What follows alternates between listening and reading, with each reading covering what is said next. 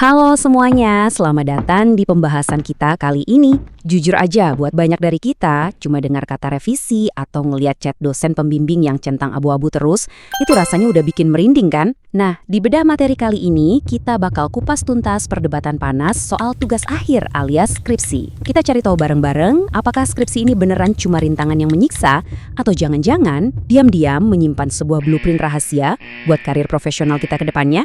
Yuk kita mulai! Oke, kita langsung masuk aja ke data yang cukup bikin kaget dari survei TBM Lentera Pustaka di tahun 2023. Kalau kita perhatikan, angka yang super dominan di sini, bayangkan ada 72% mahasiswa Indonesia yang terang-terangan ngaku kalau skripsi itu murni beban akademik yang berat banget. Bukan alat bantu buat berkembang, tapi beban.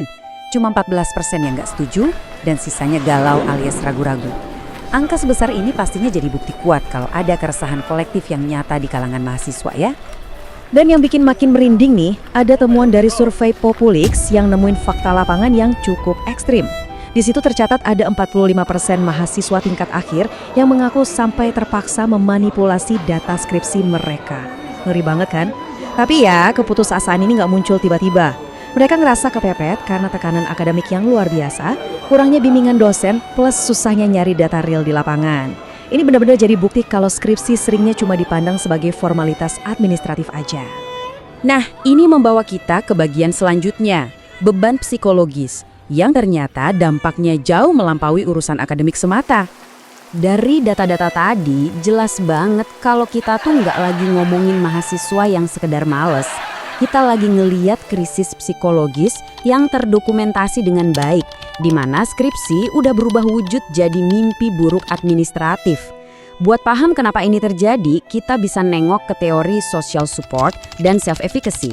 Intinya sih sederhana, buat bisa bertahan dari gempuran stres skripsi, kita butuh benteng mental dan dukungan lingkungan yang kuat. Bahkan, ada studi di Universitas Bosowa yang nemuin kalau sekitar 65% mahasiswa itu sangat bergantung banget sama dukungan dari teman dan keluarga. Ya sekedar buat tetap waras dan bisa ngelewatin fase berat ini. Jadi apa sih yang bikin bebannya terasa seberat itu? Ibaratnya ini tuh badai yang sempurna. Pertama, stres psikologis dan kecemasan yang luar biasa. Terus ditambah rasa frustrasi pas harus ngikutin standar penulisan ilmiah yang super kaku. Belum lagi ketimpangan fasilitas antar kampus yang jomplang banget. Dan yang paling bikin males ngerjainnya, banyak yang ngerasa kalau semua keribetan ini tuh nggak ada relevansinya sama sekali dengan dunia kerja nanti. Benar-benar kerasa sia-sia kan? Tapi tunggu dulu, buat ngebenerin sistem ini kita harus mundur sebentar dan ngelihat sejarahnya. Dari yang awalnya sebuah ritual sakral sampai akhirnya bergeser cuma jadi sekedar syarat wajib kelulusan. Percaya nggak, skripsi itu aslinya nggak diciptain buat sekedar latihan ngatur margin, kertas, atau spasi loh. Kalau kita tarik ke belakang, tradisi ini berawal dari perdebatan intelektualisan yang super sengit di zaman Yunani kuno. Terus, di abad ke-16 sampai 18, dia mulai berubah wujud jadi dokumen tertulis yang terstruktur. Masuk abad ke-19, baru deh dia jadi syarat formal kelulusan di kampus-kampus Eropa dan Amerika. Nah, di Indonesia sendiri, Universitas Indonesia mulai ngadopsi sistem ini di tahun 1959 dari istilah Belanda, yaitu skripsi.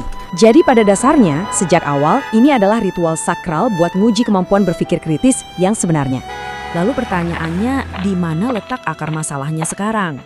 Kenapa sistem ini rasanya lebih mentingin prosedur daripada substansi? Kalau kita lihat sejarahnya yang begitu keren, kenapa sekarang mahasiswa malah pada benci banget sama skripsi? Coba deh kita bandingkan apa yang sebenarnya dinilai oleh kampus saat ini.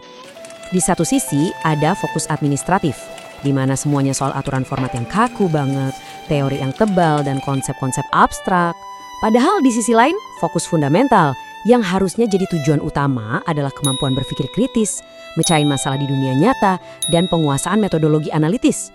Sayangnya, paradigma kita selama ini terlalu sibuk ngurusin aturan baku, sampai skripsi itu tereduksi cuma jadi urusan birokrasi belaka. Karena ketidakselarasan inilah pemerintah kita akhirnya bikin gebrakan lewat kebijakan Permendikbudristek nomor 53 tahun 2023.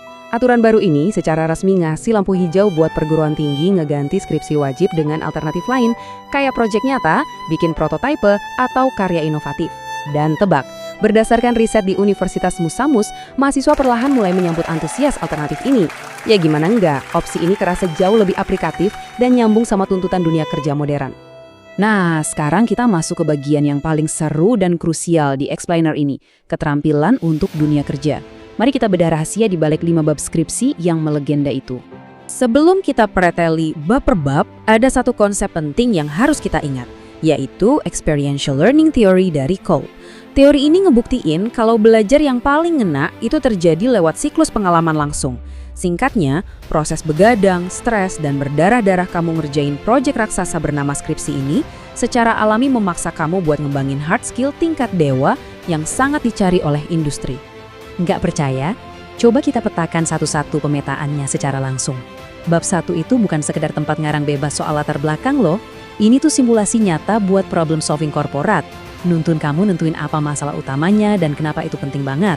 Lanjut bab 2, ini tempat kamu melatih analisis kritis saat membedah literatur. Masuk ke bab 3, boom, ini adalah project management murni. Kamu dipaksa mikirin gimana merencanakan alur kerja yang presisi. Bab 4, jelas, ini soal analisis data dan pengambilan keputusan strategis. Dan terakhir, bab 5, melatih ke kamu cara berkomunikasi yang efektif. Serius deh, ini semua adalah skill mahal yang sangat dibutuhkan di pasar global. Makanya, udah saatnya kita masuk ke tahap mengubah paradigma. Pentingnya punya pola pikir yang terbuka. Faktanya, instrumen skripsi itu secara fundamental nggak rusak sama sekali. Cara kita ngajar dan nilai yang bikin dia kehilangan arah. Mengubah alat pembangun karir jadi rutinitas copy-paste yang bikin capek. Terkait ini, ada kutipan yang sangat pas dari Ustadz Khalid Basalamah soal proses menuntut ilmu. Beliau ngingetin, kalau dari awal kita udah ada penolakan dan pengennya debat melulu, ya proses pencerahannya bakal sia-sia. Sama kayak skripsi.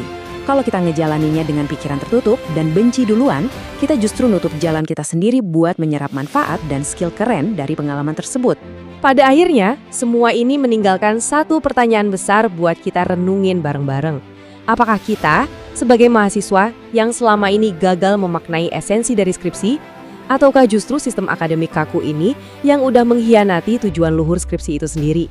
Jadi, mendingan kita buang aja ritual akademik kuno ini selamanya, atau ini momen yang tepat buat berani ngerombak sistemnya abis-abisan, supaya skripsi itu benar-benar mengabdi buat masa depan mahasiswa, bukan malah sebaliknya. Coba deh dipikirin. Terima kasih banyak udah ngikutin pembahasan kita kali ini, dan sampai jumpa di bedah materi seru selanjutnya.